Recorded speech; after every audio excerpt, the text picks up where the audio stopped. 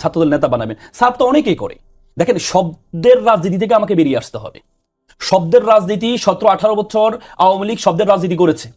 আওয়ামী লীগ কাউকে যদি মারার প্রয়োজন হতো তখন তাকে শিবির জামাত ট্যাগ দেওয়া হতো। আওয়ামী লীগ যদি কোন হুজুরকে মারার জন্য প্রয়োজন হতো তখন তাকে জঙ্গি ট্যাগ দেওয়া হতো। আওয়ামী লীগ যদি কাউকে নাজেহাল করার জন্য চেষ্টা হতো তখন তাকে রাজাকার ট্যাগ দেওয়া হতো। ট্যাগ দিয়ে দিয়ে আপনি দেখেন বিশ্বজিতের মতো ছেলেকে শুধুমাত্র শিবির ট্যাগ দিয়ে হত্যা করা বৈধ হয়ে গিয়েছে। তাকে হত্যা করতে হবে, সে বলছে আমি হিন্দু, কত হিন্দু শিবির। তার মানে এই শব্দের রাজনীতি, এই শব্দের রাজনীতি 17-18 বছর দেখেছি আমরা, কিন্তু আবারও সে শব্দের রাজনীতি শুরু হয়েছে। কিন্তু একটা ছেলে পরিবেশটা নাই, একটা কেউ কখনো নেতাও হয় নাই, কর্মীও হয় না, তারপরে লাগে সম্ভাব্য নেতা, সম্ভাব্য কর্মী। কেন? সে মনে করে ব্যানার রাজনীতিটা আমার জন্য এটা হচ্ছে আমার পলিটিক্স। কারণ ব্যানার রাজনীতি আপনি দেখবেন যতগুলো ব্যানার পাবেন, পেস্টুন পাবেন, সব কোথায়? বাজারে। কেন বাজারে? আপনি কেন বাজারে? বাজারে ব্যবসায়ীদেরকে বুঝায় যে আমি হচ্ছে ছাত্রদল নেতা, তোরা যে কোনো প্রবলেম আমার কাছে আসবি, আমার প্রবলেমের তোর কাছে যাবো। আপনার যে চাঁদাবাজিগুলো হয় কেন হয় জানেন? এই শুধুমাত্র ব্যানারের কারণে। আপনি ব্যানার রাজনীতিটা বন্ধ করে দেন, দেখবেন 80% চাঁদাবাজি বন্ধ হয়ে যাবে। এখন কথা হচ্ছে আমি ছাত্রদল ব্যানার লাগাবো, শিবিরকে ব্যানার লাগাইতে হবে কেন? আমি ছাত্রদল ব্যানার লাগাবো, শিবিরকে একই স্টাইল পলিটিক্স কেন করতে হবে? প্রত্যেকের রাজনীতি আলাদা। আপনি দেখেছেন যে চট্টগ্রামে যেটা হয়েছে, চট্টগ্রামে গুপ্ত লেখার কারণে কিন্তু প্রত্যেকটা আলাদা, গুপ্ত লেখার কারণে কিন্তু সংঘর্ষ হয় নাই নাকি তাদের দলে। আমার কাছে মনে হয় সামনে মানে বিএনপি তার ছায়া দেখলে ভয় পাবে, মনে হবে যে আমার পাশে কে বসে আছে, আমি কার সাথে সংসার করছি, এখনই পাচ্ছে। হ্যাঁ, ছায়া দেখতে ভয় পাবে। মানে এটা ওনাদেরকে গুপ্ত জিনিসটা ওনাদেরকে এত ভয়ঙ্কর করে নিচ্ছে, ওনারা সামনে ওনার ছায়া দেখতে ভয় পাবে যে আমার পাশে কে বসে আছে। কেন? আপনি এই শিবিরকে আমি বললাম না, আপনি যখন আমাদের কোর্টে সবসময় বলে যে যে জাজটা হচ্ছে আপনার ধরেন দাড়ি টুপি রাখে, যে জাজটা হচ্ছে সবসময় সিনিয়রদেরকে প্রাধান্য দেয় না, সবসময় ন্যায় বিচার নিশ্চিত করার চেষ্টা করে, তখন বিএনপির ভাইরা আমাদেরকে বলে উনি তো জামাতের। কেন? ভালো মানুষ হলে জামাতের, গোশ না খেলে জামাতের, ভদ্র হইলে জামাতের। এখন কথা হচ্ছে কেউ যদি ভালো কথা বলে আপনি তাকে যদি বলেন যে জামাত শিবির, কিন্তু অনলাইনে তো হবে না। অনলাইনে তো আমরা দেখেছি যে যে মেয়েটাকে আপনি এমপি বানালেন সংরক্ষিত আসনে, সে মনসুরা তো শোভনের সাথে ছবি আছে।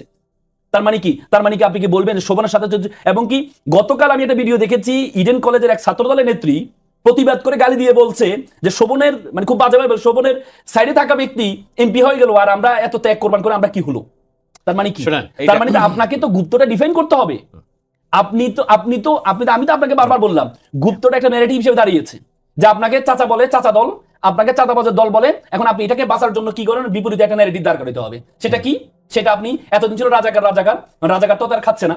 আজকে ঢাকা বিশ্ববিদ্যালয় আমি স্লোগান আসার সময় ভিডিও দেখছিলাম, রাজাকারের এই বাংলা ঠাই নেই, কথা পাকিস্তান চলে যা।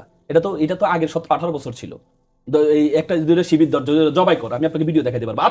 আজকে স্লোগান হয়েছে জবাই কর আর জেলে বর, এই দুইটার মধ্যে পার্থক্য কি?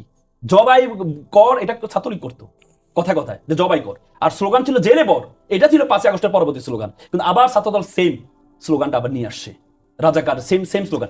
রাজাকার তো একটা প্রতিবাদের ভাষা ছিল, এই জন্য আর রাজাকার বলতে পারেন না। এখন আপনার নতুন শব্দ লাগবে, নতুন ন্যারেটিভ লাগবে, যেটা নিয়ে আপনার রাজনীতি করতে হবে। কি? সেটা হচ্ছে গুপ্ত। আপনি নিয়ে আসেন গুপ্ত, কথা গুপ্তর ডিফাইন আসলে করতে হবে, যেটি রাসেল ভাই বলছেন। না, গুপ্ত ডিফাইনটা করতে জানতে চাই, নো ওটা করা যাবে না। কারণ করলে দেখা যাবে যে আজকের বেশটা, আমি নাম বলবো না, অনেকেই ছোট বড় ভাই আছে, প্রতিষ্ঠিত আইনজীবী আছে, ছাত্র শিবির থেকে আসছে, দেখা যাচ্ছে এরাও শিবিরের ছাত্রলীগের রাজনীতি করছে এক সময়, ইটস প্রুভেন। সো এই জন্য তো ওপেন রাজনীতি করতে হবে, এবং এই ওপেন রাজনীতির দাবিটা তো শুধু ছাত্রদল একা করছে না। আপনি দেখবেন ছাত্র 9 দফার যে ঘোষক বলা হয় আব্দুল কাদের স্পষ্ট বলছে, উমামাভাতে বলছে ওপেন রাজনীতি করতে হবে। সো ওপেন রাজনীতিটা করতে দোষ কোথায়? নাকি তারা ভাবছে যে তাদের আবারও গুপ্ত হয়ে যেতে হবে, মানে আবারও লুকিয়ে ফেলতে হবে নিজেকে? তো ওই যে বললাম, স্রষ্টা তাদের এমন অ্যাডাপ্টেবিলিটি দিয়েছে যে মুহূর্তের মধ্যে পরিচয়, ওই যে গিরগিটির মধ্যে রং লুকিয়ে ফেলে সে ক্ষমতাসীন জোটের সাথে চলে যায় এবং তার টিকে থাকার লড়াইটা সে শুরু করে। তো এখন তো ওই ভয় নাই, শেখ হাসিনা নাই, কেন আমাকে ওই ভয়টা জিয়ে রেখে আমাকে লুকিয়ে রাখতে হবে? আমি কেন ওপেন হই না? এটা হলো একটা বড় বিষয়। এখন আর একটা বিষয় যেটা হলো, আমি এই আলোচনাটা বেশিক্ষণ থাকতে চাই না, কিন্তু যেটা হলো যে দেখেন, এগুলো বললে ইনজাস্টিস হবে। মনসুরার কথা যেটা বললো, Mansura is one of the firstest character যাকে আমরা দেখছি যে ওপেন ফাইট, যে the war has begun dictator. আপনি দেখান শিবিরের কোন নেতা 5 আগস্টের আগে পরে মানে এইভাবে নিজেকে একবারে স্পষ্টভাবে বলছে যে না, the war has begun dictator? নাই। আমরা যা দেখছি সেটা হলো 5 আগস্টের পরে, এমনকি আমরা অন্যদেরকেও দেখছি 5 আগস্টের পরে। আমার কথাও বলেন, আমি গত 14 বছর ধরে আমি কথা বলতেছি, একদিনের জন্য তো আমার গলা কেটে ফেললেও কেউ আমার মুখ থেকে জয় বাংলা স্লোগান বের করতে পারে নাই। তা আমি কেন সহ্য করব যে জয় বাংলা স্লোগান দিয়ে শেখ হাসিনার হাতকে শক্তিশালী করার রাজনীতি করেছে, এখন যদি সে বলে যে আমি বিপ্লবের সবচেয়ে বড় স্টক হোল্ডার, এবং আমি যে 15-16 বছর বাইরে থেকে আমি গুলির মুখে, রক্তের মুখে, হামলার মুখে রাজনীতি করলাম, আমি তোমার এই হ্যাডাম কেন মেনে নিব? যে কোনো একটা আইডি থেকে, বট আইডি থেকে, সে আইডিটাকে সেখানে মাহমুদের আমি আপনাকে স্ক্রিনশটটা আপনাকে দেখাই। স্ক্যানার রিউমার যারা স্ক্যান করে তারা বলেছে এটা ছিল ভুয়া। দেখেন আমি আপনাকে দেখাই, আপনার যদি মিডিয়ার জন্য সুবিধা হয়। দেখেন এডিটেড স্ক্রিনশট যদি দেখার সুযোগ হয়, এডিটেড স্ক্রিনশট মূল পোস্টকারীর এখানে মাহমুদের জায়গাটা মাহমুদকে এখানে বসিয়ে দিয়েছে কোনো ধরনের তদন্ত ছাড়া। মাহমুদকে খোঁজা শুরু করেছে ছাত্রদল মারার জন্য, অথচ তার ফেসবুক আইডিতে এটা নেই, এই পোস্টটা নেই, খোঁজা শুরু হয়েছে। পরবর্তীতে ডাকসুর নেতারা গিয়ে এই জুমা সহ ডাকসুর এই যে জোবায়ের এবং এরা গিয়ে শাহবাগ গিয়ে জিডি করতে গিয়েছে আত্মরক্ষার জন্য। সেখানে গিয়ে থানার ভিতরে তাকে যেভাবে মারা হয়েছে, আমরা ছাত্রলীগকে মনে করে দিই আমাদেরকে, নুরুকে যেভাবে মারা হয়েছে সেভাবে আজকে তাদেরকে আঘাত করা হয়েছে থানার ভিতরে। আপনি প্রত্যেকটা মিডিয়া দেখেন, আপনি কালের কণ্ঠ ডিরেক্ট আপনার এই পোস্ট ছাপিয়েছে যে থানার ভিতরে তাকে আক্রমণ করা হয়েছে। এখন কথা হচ্ছে, আপনি থানার মধ্যে যদি কেউ নিরাপদ না থাকে, এটা তো আমার কাছে কেন যেন মনে হচ্ছে জানেন, প্রথমে যেটা আমি আমাদের সরকারের, বর্তমান সরকারের যে ব্যর্থতাগুলো আছে, এই যেমন জুলাই সনদ, এই যে গণভোট অধ্যাদেশ বাতিল করা, এই যে গ্যাসের সমস্যা, তেলের সমস্যা, এই যে বিদ্যুতের সমস্যা, এগুলো ঢাকতে ছাত্রদলকে মাঠে নামিয়ে দেওয়া হয়েছে। এবং ছাত্রদলকে মাঠে নামিয়ে আমরা কিন্তু দেখেছি, আপনি দেখেছেন এই একটা ভিডিও, আপনার একটা ছবি সে করেছে, তাহলে আপনি তার বিরুদ্ধে মামলা করেন, আপনি নিজ হাতে আপনি এই নিয়ে নিবেন তার বিরুদ্ধে। জি, এই যে রাসেল ভাই যেটি বললেন যে শব্দের রাজনীতি, আগে আওয়ামী লীগের সময় শিবির ট্যাগ দিয়ে, রাজাকার ট্যাগ দিয়ে যাকে তাকে হত্যাযোগ্য করা হতো, মেরে ফেলা হতো, সেগুলো থেকে তো আমরা বের হয়ে আসতে পারছি না এখন পর্যন্ত। ওকে, এটার যেটা বলছে, তো সেটা যদি বের হয়ে না আসতে পারি তাহলে কার দোষ? একটা হইলো যে যেই ধরনের রাজনীতি তারা করছে, এটাকে কি বলে আপনার, আমি একটা ছবি আপনাকে দেখা, আমি যে বললাম যে একই জিনিস, এইটার দেখেন ওই হেলমেট ঠিকই আছে, হ্যাঁ, হেলমেট কারা পরতো, কারা পরে কোপাকুপি করতো, হেলমেট এবং এই যে নারায়ে তাকবীর স্লোগান দিয়ে পাবনাতে আক্রমণ হচ্ছে। এখন আপনি আওয়ামী লীগ ছাত্রলীগের কালচার ফিরিয়ে আনবেন, আবার আপনি বলবেন যে নিষ্পাপ সাজবেন, সেটা তো খুবই মানে স্ববিরোধিতা। এটা কোথা থেকে উৎপন্ন হয়েছে?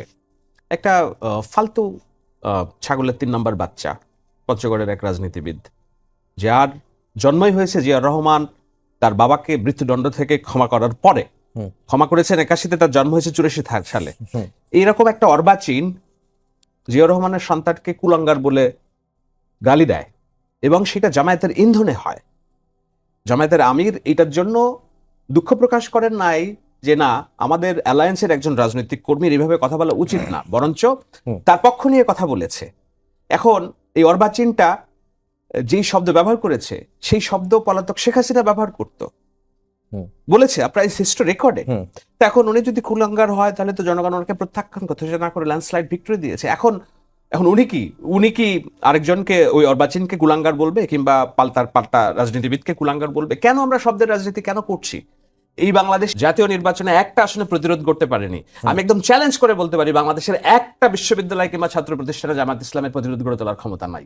যদি তারা পাওয়ার প্র্যাকটিস করতে পারে, এটা হুমকি হইতে পারে, কিন্তু দ্যাটস রিয়েলিটি। সো আমি আশা করি যে তাদেরও বোধোদয় হবে যে নো, এইভাবে চলবে না। যদি আমরা ওইদিকে যাই, এটা দেশের জন্য ভালো হবে না।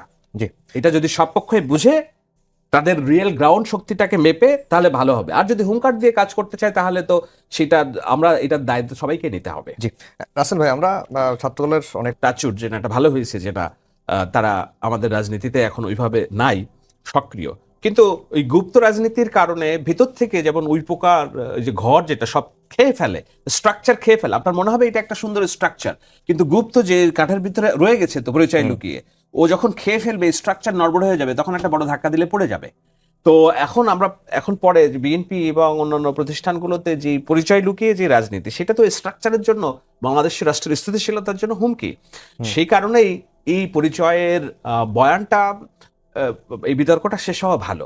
ফর গড সেক, আপনারা বেরিয়ে আসেন, আলোতে আসেন, আপনাদের আর কেউ ক্ষতি করবে না, আপনাদের আর কেউ নির্যাতন করবে না। কিন্তু ওই যে সাধারণ ছাত্র সেজে মানে শিবিরের পারপাসাপ করা, শিবিরের রাজনীতি করা, অশ্রাব্য গালিগালাজ করা, একজনের নামে 250-500 বড় আইডি করে গালাগালি দেওয়া, এবং অন্যদেরকে কি বলে ডিমেইন করা, ওয়াই? একটা সুস্থ রাজনীতির ধারায় ফিরে আসতে সমস্যা কি আমাদের? জি, রাসেল ভাই, তাহলে লাস্টের যে বক্তব্যটা শাহেদ ভাইয়ের, যে অশ্রাব্য ভাষায় গালিগালাজ, বট আইডি খুলে চরিত্র হরণ করা, নানা রকম বিষয়গুলো আমরা দেখছি যে 5 আগস্টের পরে সবচেয়ে বেশি অভিযুক্ত করা হয় ছাত্র শিবির বা জামায়াতের নেতাকর্মীদের, এবং সেটি বরাবরই এই জামায়াত এবং ছাত্র শিবির তারা অস্বীকার করে আসছে। আর আরেকটি বিষয় হচ্ছে নিজের পরিচয় লুকিয়ে আসলে রাজনীতি করা, এটি দুরভিসন্ধিমূলক কিনা, যে পরিস্থিতি আবার খারাপ হলো আমরা আবার আন্ডারগ্রাউন্ডে চলে গেলাম। দেখেন আপনার এই এই যে এইগুলা তৈরি করে, বিভিন্ন ছবিগুলো তৈরি করে বা ফটো কার্ড তৈরি করে, এটা কি বিপরীত পক্ষ থেকে আমরা দেখি না? এই যে মার্জিয়া আপা, তিনি একজন এমপি, সংরক্ষিত আসনে এমপির জন্য হয়েছেন, ওনার একটা ছবি ড্যাফোডিল ইউনিভার্সিটি একটা লেকচার দিচ্ছেন, ওনাকে জিন্স প্যান্ট পরিয়ে সব জায়গা ছড়ানো হয়েছে। এটা ঘৃণ্য, এটা কি? এটা অবশ্যই ঘৃণ্য। আপনি এটা আমি প্রতিবাদ করি যে- সিরাজগঞ্জে একটা ঘটনা, যে জামাতের একজন নেতা নাকি বলেছেন যে আওয়ামী লীগের যারা পুরুষরা চলে গেছেন তাদের স্ত্রীরা হচ্ছে আমাদের জন্য গনিমতের মাল।